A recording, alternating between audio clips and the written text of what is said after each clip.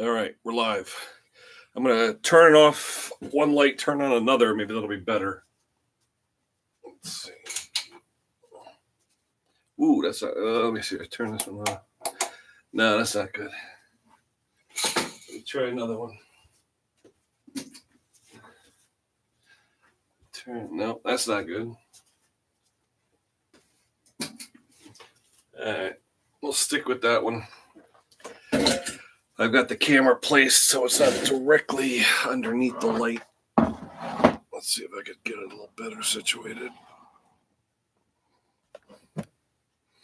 That's better. All right, we're in the shop. Don't know who's here. We'll see who's chiming in. I see one guy. Anyway, good evening all. Just wanted to show you guys that my table is pretty clean, my work table. Most of the tools are away. I've got the 136 you can see down there on the cart. That's ready to be put back together. The 257, that's hanging right there. That's ready for seals.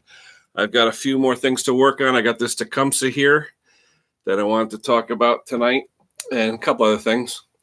I know some people were asking me about Tecumsehs and some of the quirks that they have.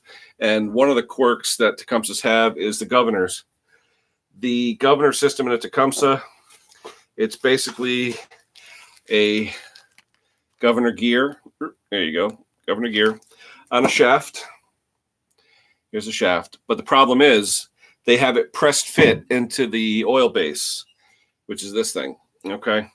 And what they do, they actually have it pressed into this hole in the base, sticking out a certain amount. And it's pressed on there, so you can't take it off to replace it. So what I did was I drilled a hole through here, drilled it till I could access it. Then I took a punch, and I punched out the pin. This way, I could reuse the base. Just FYI, that base is $56. And if you look it up online, the base comes with the governor gear pressed into it. They sell it that way as a subassembly. But I said, why spend $56 when I could spend 10 or 12 and get just a governor gear and reuse the shaft? So that's going to go together hopefully tomorrow. I've been off all week doing mostly projects around the house, but cleaning the shop was one thing. I mean, now that I could just sit here in the shop and talk to you guys from the shop, I mean, it's a lot easier. Before, a couple of days ago, I couldn't even walk in here. There was so much stuff on the floor, just mostly organization. I don't have a lot of room here, as you can see. I mean, there's not. I've got all the saws hanging in the back. I don't know if you can see them. All my saws are hanging, and workbench over there. My lathe is covered with crap, and my miller is covered with stuff over here, and just not a lot of room. I take up part of my basement. It's probably 15 feet by 24. And it fills up fast. So anyone who has a lot of space or has a big basement or a big shop they can do the stuff in, God bless you, because I'd love to have more room. Hey, Brother Craig, how you doing, pal? Just showing everyone I got the shop cleaned up a little bit, start doing some more work. I had the week off, mostly honeydew stuff, work around the house, things like that. But I'm getting some engine stuff done.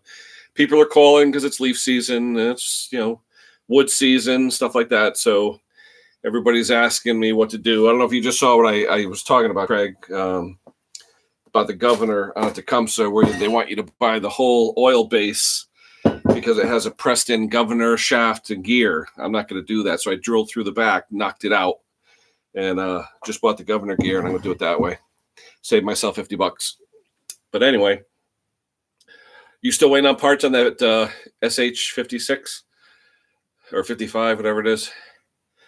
I'm actually off until Tuesday. One of my kids has a doctor's appointment out of state, so I'm gonna have to take Monday off too. I got a lot of time coming. I probably have 4 or 5 weeks coming because they let you roll it over in my company now. So I didn't take much time last year, but past couple of days getting the shop in order. I don't know about you, Craig, but I think you work out of I think it's a barn that you work out of because that's what your videos say. But mine's just my basement. Showed up today. Oh, that's cool. Yeah. I work out of my basement, and like I said, I don't have a lot of space down here, basically like 15 by 25. But, I got the miller, I got the lathe, I got the workbench, I got 5 or 6 toolboxes, and just a lot of crap. It's just one day I've got to just say, I'm never going to use some of this stuff, get rid of it. But it's hard to do that when you've taken 30 years to amass a bunch of crap, that's cool. Can you see through the walls, or do you have it insulated? I know when those barns get old, they weren't too concerned about insulation. And usually there's spots on the edges where the mice and everything can crawl through. A friend of mine did that. He had an old barn. He ended up taking that polyisocyanurate insulation. He blew it in and insulated the barn. I think it took away from the character, but at least he was warm, Yeah, daylight wherever you look. As long as the rain doesn't come in, that's the main thing. But anyway, I saw Matty had his dishwasher with a clothes washer video the other day, so it was okay. Hey, by chance, I'm trying to find the readings. I bought actually a couple things. I bought a scope like yours, but it's Wi-Fi, Craig. Maybe I'll do a video on this. I told you it was cheap. I think it'd be $20 for it, but it's Wi-Fi. It's not connected with a cable. But I also bought a capacitor tester. I have a lot of projects I'm working on. I'm working on a welder and a couple other things where I'm going from DC electrode positive to DC electrode negative on a welder, a Harbor Freight welder. And I wanted to figure out, I bought caps and all that stuff, but I bought this capacitor tester. And just curious, the little capacitors that you see on small engines, I wonder what the microfarad rating is. I haven't been able to find that anywhere. You could find ratings of like ohms for coils and things like that, but the microfarad ratings for capacitors. Hey, Tim, how you doing? The microfarad ratings for the small capacitors. Timmy, maybe you know the little capacitors you get on small engines. Just the little capacitors like these. The little ones that you see. I'm just wondering what the microfarad rating is, because I bought a cheap capacitor tester. I have one at work that I could use, but I'd rather have my own like anything else. Oh boy, now it tells me 7 minutes left on my battery, so I'm going to have to cut it short, but that's okay. You still got another 5 or 6 good minutes left. Yeah, I just don't know what the farad ratings are.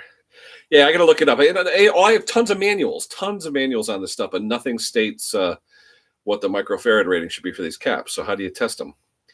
I mean, I know how to test a big cap. You charge it up and you shock yourself, whatever. I mean, that's like we used to do when we were kids, but the little ones, I don't know. At least you got a concrete floor, Craig, reading back to your things. That's good. When I first bought this house, actually 30 years ago, we had water in the basement, all kinds of stuff, but now it's pretty dry. We've done some projects and we keep it pretty dry in here. Although when you have a heavy rain in the summer, it does get a little humid in here because of all the concrete. So, what you working on, Timmy? Anything? Actually, I have, hold on. You say that.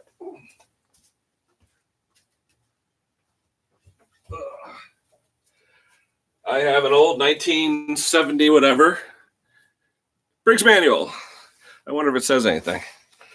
Usually in the electrical 6. Here we go. Theories of operation, ignition.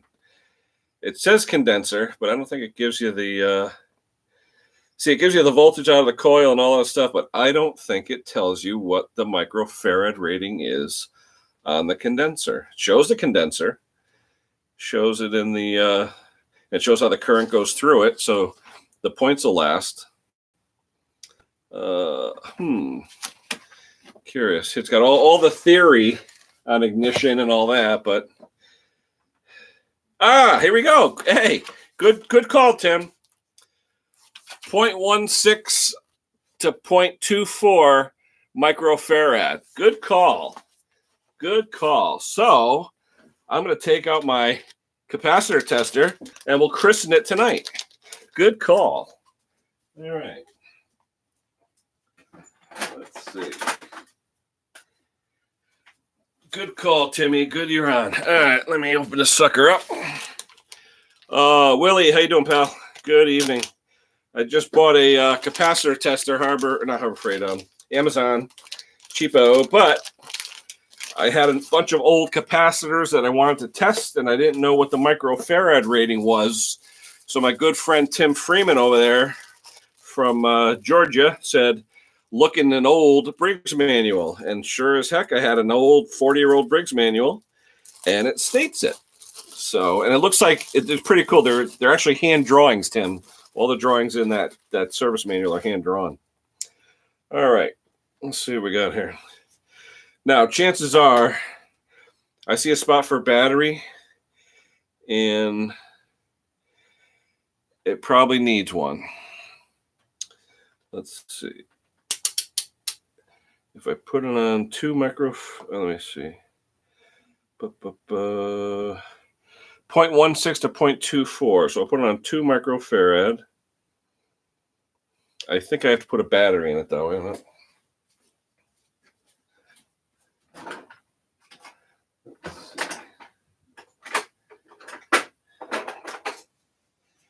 Let's see. And of course, I'm going to need a jeweler's screwdriver to get to this thing.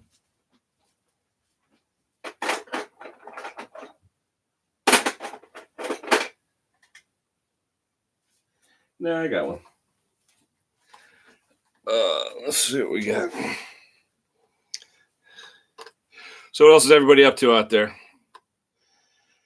Well, I got a bunch of them, Willie. I probably have a dozen of them in a box. Every time I do an engine, especially old Kohler engines, as you can see, every time I do a Kohler, if you look up here, all the connecting rods from years gone by, they're all hanging.